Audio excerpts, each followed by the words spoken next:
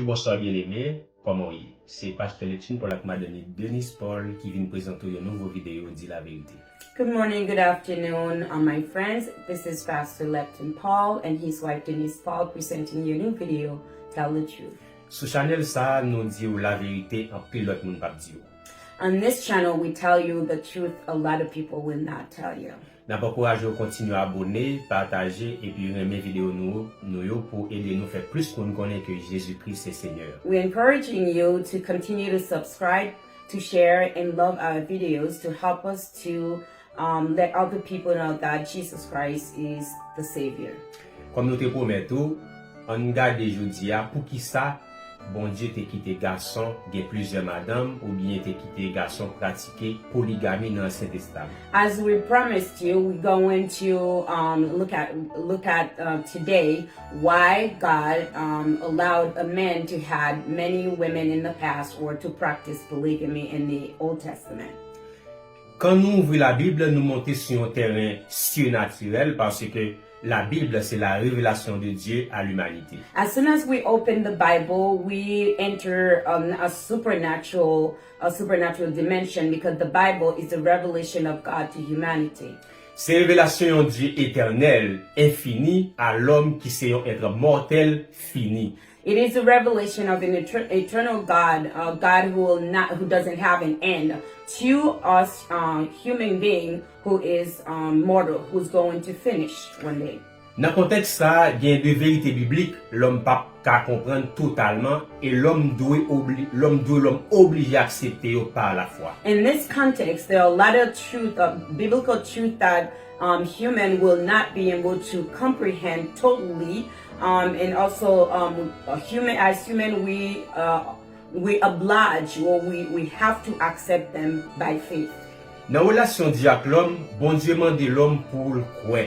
Parce que Dieu connaît bien des bagailles que l'homme, dans limite li, en tant qu'être fini, pas capable de comprendre. In the relation between God and human beings, God asks human beings to believe because He knows that there are a lot of things that we are limited and we will not be able to understand as a mortal being.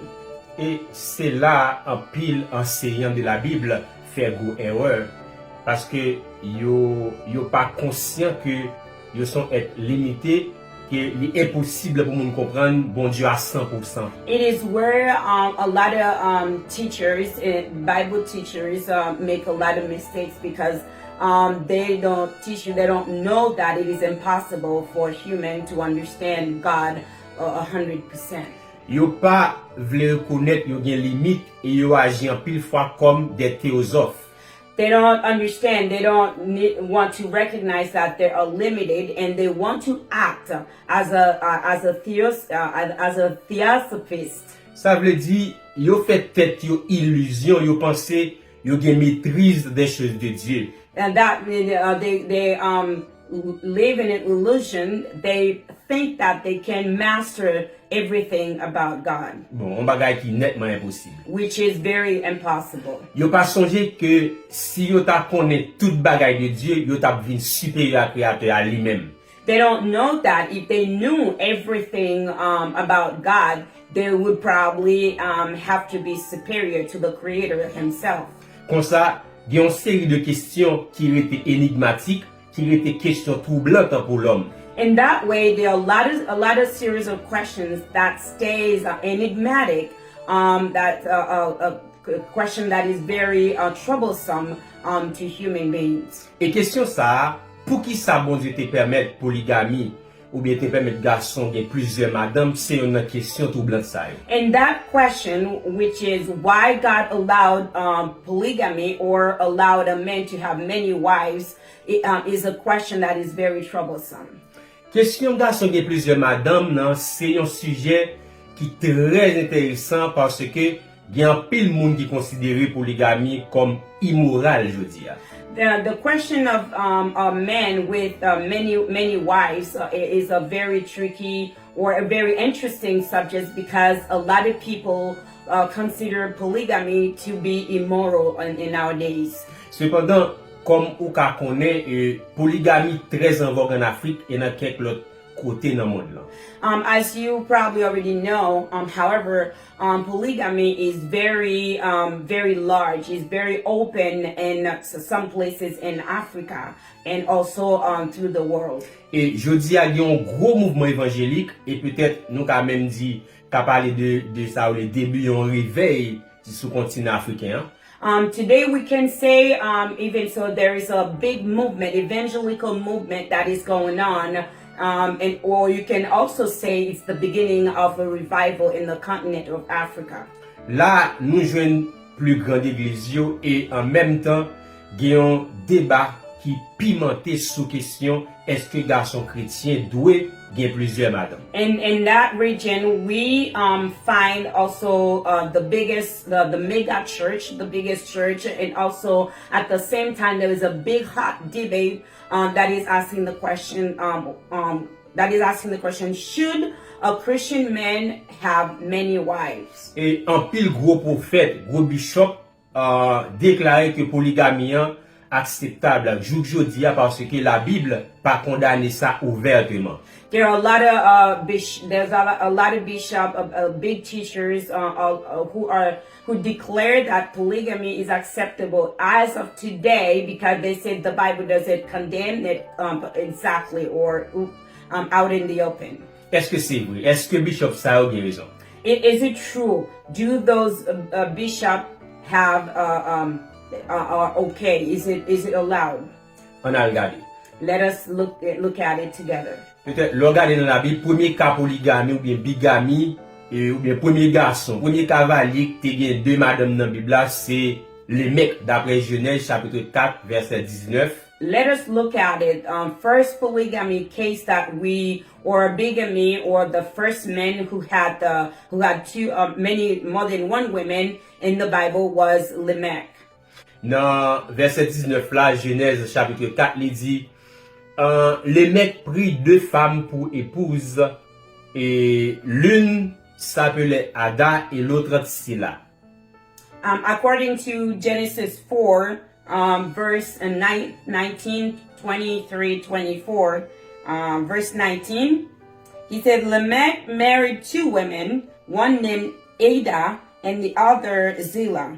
On garde bien caractère les mecs premier qui c'est premier polygame dans verset 23 à 24. Là, on regarde pour elle, il dit les mecs dit à ses femmes Ada et Sila, écoutez-moi, femmes de les mecs, et prêtez l'oreille à ce que je dis. J'ai tué un homme pour une blessure et un jeune enfant pour prix de ma plaie. Verset 24. Caïn sera vengé 7 fois et les mecs 77 fois.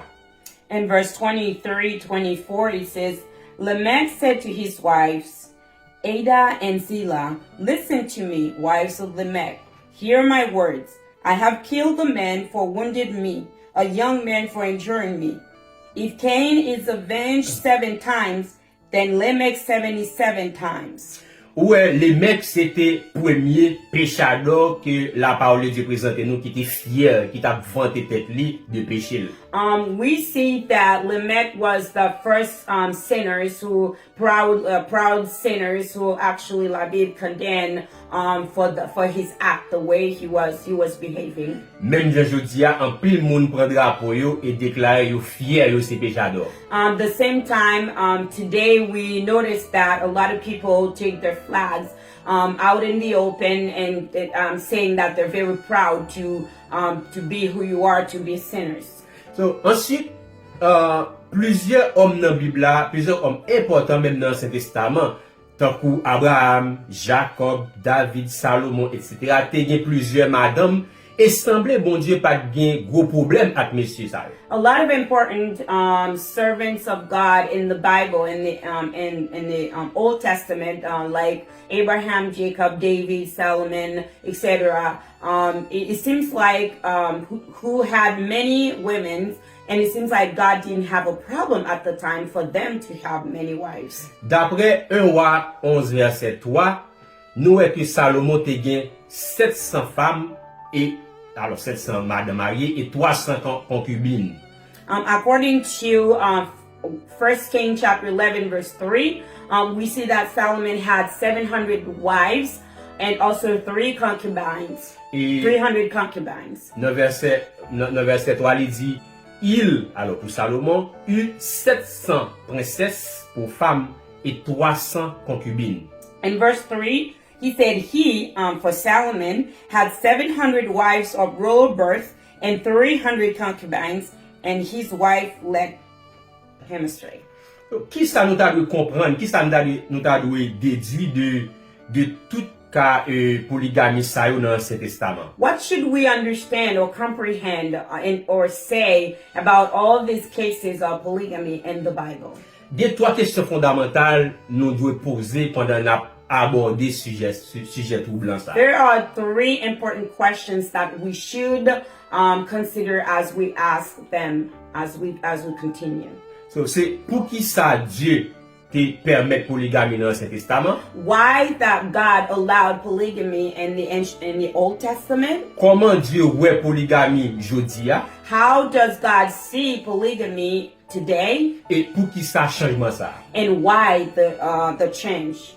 Comme nous te dit dans le commencement vidéo, il y a un pile enseignant qui c'est des théosophes, yo croit que yo maîtriser Dieu, yo maîtriser la sagesse de Dieu. As we said from the beginning of this video, a lot of teachers believe or think that there are theosophists.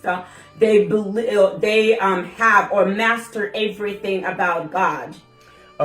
Yo fin pi bon Dieu que bon Dieu. They act like they are more God than God. Yo pense pas gen rien dans bon Dieu qui mystère pour yo. They think that there are nothing in God that is a mystery to them. Puisque réseaux sociaux yo projeté monsieur ça sur le monde, yo quoi yo capable répondre toutes questions qui ont rapport avec Dieu. Because the social media the social media allowed them to be public, to be popular, that they think that they know everything or they have the best rapport with God.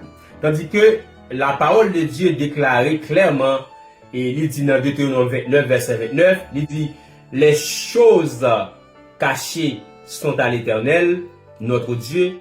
Les choses révélées sont à nous et à nos enfants, à perpétuité, afin que nous mettions en pratique toutes les paroles de cette loi.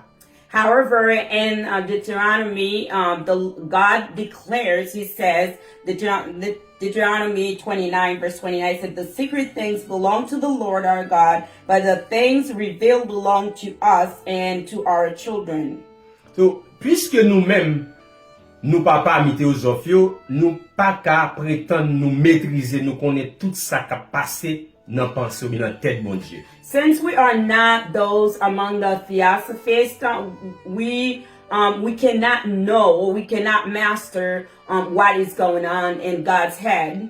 Ni nous pas qu'à dire tout nous gain réponse à toute question. And also we cannot say we have every answers to all the questions. Bon, comme ça, pour essayer de répondre à une question, pour qui ça Dieu te permet polygamie dans l'Ancien Testament? So that way for us to answer the question why God allowed polygamy in the Old Testament. N'a permettre nous faire une petite spéculation parce que la Bible pas expliqué pour qui ça Dieu te permet, monsieur, il y a plusieurs madame dans l'Ancien Testament. You would allow us to speculate a little bit about the Bible because the Bible doesn't explain exactly or straightforward why God allowed polygamy in the Old Testament. Pendant qu'on essaie de spéculer sur silence bon Dieu sur ce sujet ça, while we are trying to speculate on God's silence on that subject, n'a tenu compte de quelques éléments clés. We will consider certain key elements. D'abord, premier élément à considérer, t'es toujours plus femme que garçon. First of all, the first thing we will see, there are always more women than men. Cependant, jodi à l'époque pas nous là, statistiques ont montré que population mondiale là composée de plus garçons que femmes. However, today, statistic shows that worldwide there are a lot of women, there are a lot of men than women. Nous te étonné le nous t'a regardé rapport Banque mondiale sorti dans l'année 2022. We were very astonished based on a report World Bank came out with in 2022. Quand on montre sous chaque 1000 moun qui sous la terre, jodi a gen 504 garçons, ça veut dire 50.4%, et 496 femmes, ça veut dire 49.6%. Where World Bank in 2022 shows that they showed that on every thousand people you would find today, there are 504 men, which is 50.4% and men, and also 496 women, which is 49.6%. So, nous connaissons siècle passé, t'es toujours gain plus femmes, t'es toujours gain plus, alors, mesdames, t'es toujours en supériorité numérique. We all know that in the time past, in the old time, there were always more women than men. Numerically, there were always more women than men. T'es toujours gain plusieurs dizaines de milliers de femmes en plus que garçons. There were always tenth and thousandth of women more than men. Explication claire, c'est parce que garçons étaient toujours mourir en pile dans la guerre. The explanation is very clear. It is because that a lot of men used to die in war a lot. Et une autre explication de découvrir, c'est l'homme t'a prend licence moi comme un producteur d'assurance de vie. A lot of other explanation that I discovered is when I was taking my licensure in life insurance as a life insurance producer. M'te découvert garçon mourir plus facile que femme. I discovered that men died more easily than women. Et il y a une série de maladies qui tuent les garçons plus facile. There are a lot of diseases that kill men more easily than women. Bon, en passant, si vous habitez dans l'État Massachusetts, well, let's just say that briefly. If you live in the state of Massachusetts, ou même avec famille, ou capable de contacter nous pour consultation gratis si vous avez besoin d'assurance de vie. You and your family, you can contact us for a free consultation for life insurance if you need it. Ok, so n'a continué. We will continue. Donc, si rapport Banque mondiale 2022 a montré qu'il y a plus de garçons passés femmes jodi a, if the report from World Bank 2022 showed that we have more men than women today, une raison c'est peut-être COVID-19 là. one of the reasons we can say is because of COVID-19. Par exemple, mesdames, yo te pi exposé, yo te courir pi gros risque pour COVID-19 là te touye. For example, during COVID-19, there were a lot of women, or mostly women, who were exposed to the COVID-19 and who died during the pandemic. Parce que c'est mesdames yo qui te travaillent en première ligne, qui t'a bay soin ak patient yo dans secteur santé et dans anpil l'autre service. Because it was mostly women who were in the first line of duty to care for the sick, for the patient with COVID-19, and during the pandemic, and also in other areas. Un exemple simple, par exemple, en Inde, femmes yo représente plus de 80% infirmières et femmes sages qui travaillent dans la santé. For example, in India, women were represented about 80% as nurses, and also midwives to work in the health area. Donc, en pile femmes mourir dans COVID-19 là. So a lot of women died actually during the COVID-19. Vous êtes capable de visiter pour plus d'informations en unwomen.org. You can visit for more information www.unwomen.org. Ensuite, deuxième élément à considérer, c'est ça les sociétés patriarcales. Secondly, the second element we're going to look at, it is the in the society, it is patriarchal and society. So, dans la société, ça a côté l'homme te dominé et il te gain droit sur toute bagaille, il te gain droit sur femme, sur timoun, sur servante, sur animal, sur richesse, etc. In this society, we see that men used to dominate mostly on everything. Women, children, servants, animals, and even wealth. Il était presque impossible pour une femme célibataire dans l'époque ça subvenir à besoin lui-même seul. It was almost impossible for a single woman to actually take care of herself in this situation. Souvent, mesdames yo te dépendent totalement de papa yo, frère yo ou bien de mari yo pour prendre soin yo et pour protéger yo. Very often, the women used to depend totally on their fathers, their brothers, or the husband to take care of them, to protect them. Parce que femme yo pas gain, aucune éducation ni formation professionnelle, femme qui pas mariée yo te souvent exposée pour tomber dans prostitution, esclavage ou bien famine. Because women did not have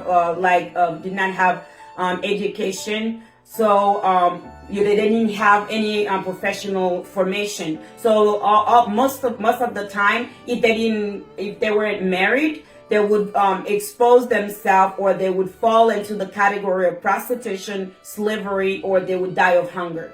Bon, puisque notre temps Ancien Testament il y a plus femmes que garçons, il y a un peu de femmes qui t'a obligé de rester sans mari. So since in the Old Testament there were a lot of women who, more than men, so you can see most of the time the women would probably fall into prostitution.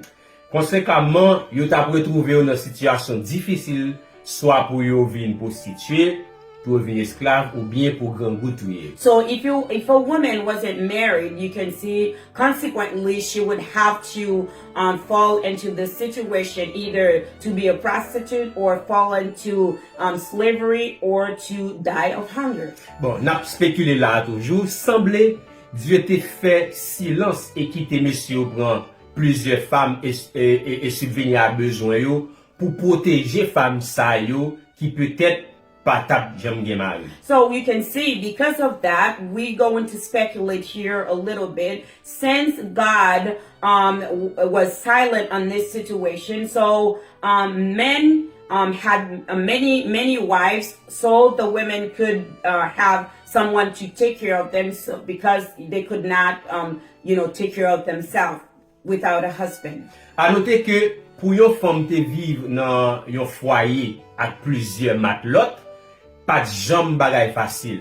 Notice that you can imagine living in the same household with a co-sister as your husband's wives. It was not ideal. It was not easy.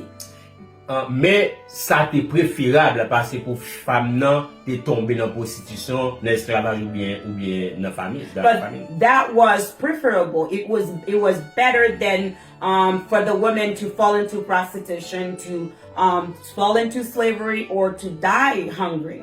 À côté de protéger et aider mesdames de subvenir à besoin yo, polygamie te permet tout plus si moun prend naissance. Next to protect the women and also to help them to take care of themselves, polygamy also allowed a lot of children to be born. Oui, te gen petit moun qui fait. Garçon yo te capable dans contexte ça enceinte plus femmes en même temps, ça qui te permet que plus moun viennent sous terre et puis développer ça en croissance rapide de l'humanité. Men were able to impregnate many women at the same time, so that allowed a lot of children, or a lot of growth, rapid growth of humanity. Donc, ça veut dire ça qui te prend plus de temps si chaque garçon t'a obligé ou pas faire un grand timoun par année. Without that, we could say that process would have taken a long time, because every time a man would pregnant one woman, it would take a lot of time for one child to be born every year. Et nous pensons tout ça t'a aidé dans Genèse chapitre 9 verset 7 là accompli. Côté la Bible dit, et vous soyez féconds et multipliez, répandez-vous sur la terre et multipliez sur elle.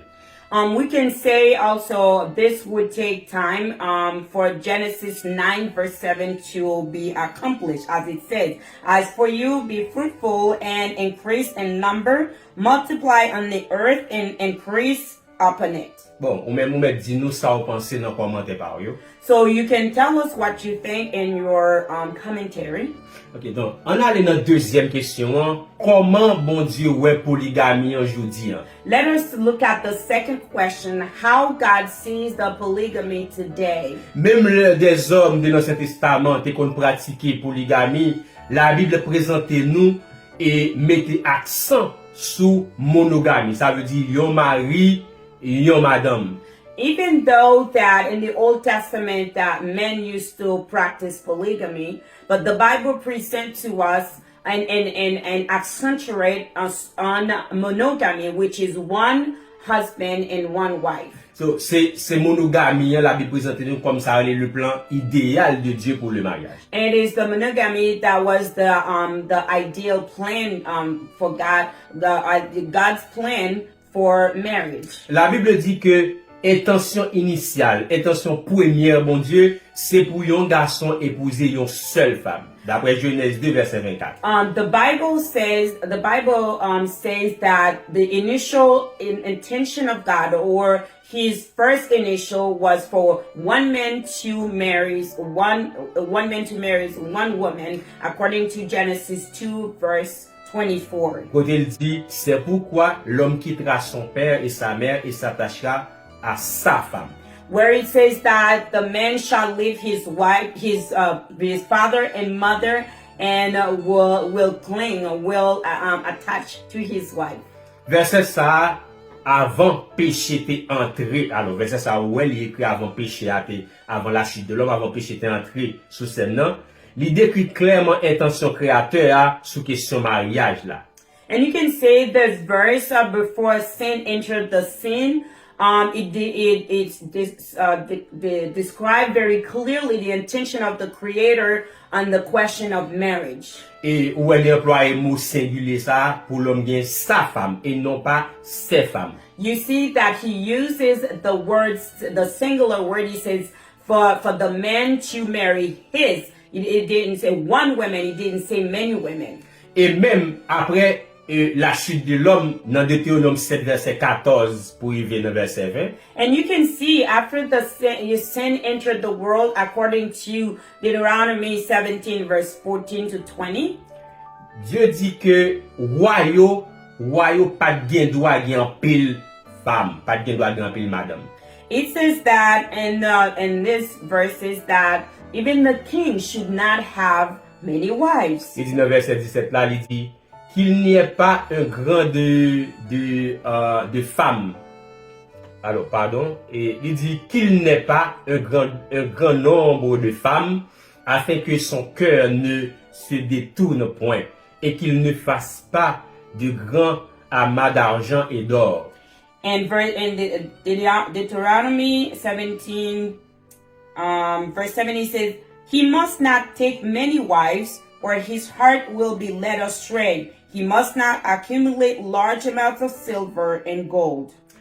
Bien que gen quelques enseignants qui pensaient yo pas ta dou interpréter verset ça comme un commandement qui dit que royauté doit gen un seul madame. Even though there are a lot of Bible teachers who think that we should not interpret this verse like that, that's as a commandment or a command for the king not to have many wives. Mais nous comprenons que créateur a pas jamais gen un plan pour un garçon de plusieurs madame. But we understand that we know for a fact that the Creator never had in his plan for one man to have many wives. Parce que garçon qui gen plusieurs femmes toujours gen un pile problème. Problème yo toujours multiplié par quantité par nombre de femmes yo gen.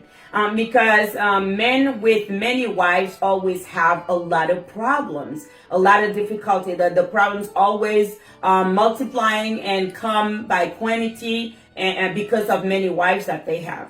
Gardez la vie Salomon comme exemple dans 1 Roi 11 verset 1 à 6. Look at Solomon's life in 1 King chapter 11 verse 1 through 6. M'pa ka li tout parce que les vidéos a trop longue, bah ça, mais m'a seulement li pour même premier verset. Il dit le roi Salomon aima beaucoup de femmes étrangères, outre la fille de Pharaon, des Moabites, des Ammonites, des Édomites, des Sidoniennes, des Hétiennes. Et puis m'a parlé plus bas pour montrer que il dit Salomon fit, verset 6, la dernière verset, Salomon fit ce qui est mal aux yeux de l'Éternel et il ne suivit point pleinement l'Éternel comme David son père. Bon, wali tout 13 verset, c'est parce que madame Salomon te prend tête li fait adorer les idoles. It is a bit. I'm gonna advise you to read the rest of the verses or the whole chapter if you want to. But it is because of all these wives that Solomon had in his life caused them to have all these problems. Donc, dans le Nouveau Testament, regardez dans 1 Timothée chapitre 3, verset 2 et verset 12. So in the New Testament now, when you look at 1 Timothy chapter 3, verse 2 and 12. Verset dit, il faut donc que l'évêque soit irréprochable, mari d'une seule femme, notez seule, sobre, modéré, réglé dans sa conduite, hospitalier, propre à l'enseignement. Les diacres doivent être mariés d'une seule femme et diriger bien leurs enfants et leur propre maison. It says now, the overseer is to be above reproach, faithful to his wife, temperate, self-control, respectable, hospitable, able to teach, not given to drunkenness, not violent, but gentle. Et notre premier verset 6, il indique que yon responsable d'église fait pour le fidèle à sa femme, ou est singulier à sa femme. In Titus chapter 1 verse 6, it says that a preacher or a pastor or a leader should have one wife. It didn't say many wives. Bien que passage ça a décrit qualification qui requise pour yon responsable spirituel, mais nous pensons verset ça tout à doit appliquer à tout chrétien. Even though this verse here, it talks about a teacher, a leader, or an overseer, but I believe it is recommended for all believers, for all Christians. Si bon Dieu relève nous pour nous saints et que qualification ça c'est norme pour monde qui saint, et bien penser tout nous croyons fermement que tout garçon chrétien doit marier une seule femme. If God calls us to be sanctified, to be holy, I believe it's not just for the qualifications are here is for everyone to be holy also. It's not just for the teachers, it's not just for the pastors or the leaders, it's for everyone. Dans Éphésiens 5 verset 22 à 33, ou capable garder verset ça ou même et texte ça parler de relation entre conjoints yo dans foyer ya.